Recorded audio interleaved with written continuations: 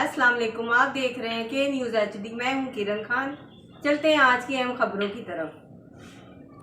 خبروں کے سلسلے کو آگے بڑھاتے ہوئے رخ کریں گے ملتان کا، جہاں سے رپورٹ کر رہے ہیں ہمارے نمائندے ساجد محمود ملک۔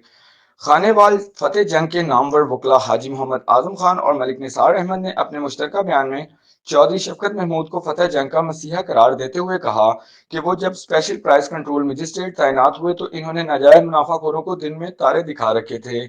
فتح جنگ میں قانون کی رٹ بحال ہوئی، جبکہ مافیا کے خلاف اقدامات اٹھائے، ناجائز منافع خوروں کو بھاری جرمانے عائد کرنے کے ساتھ ساتھ ان کے خلاف ایف آئی آر بھی درج کی گئیں۔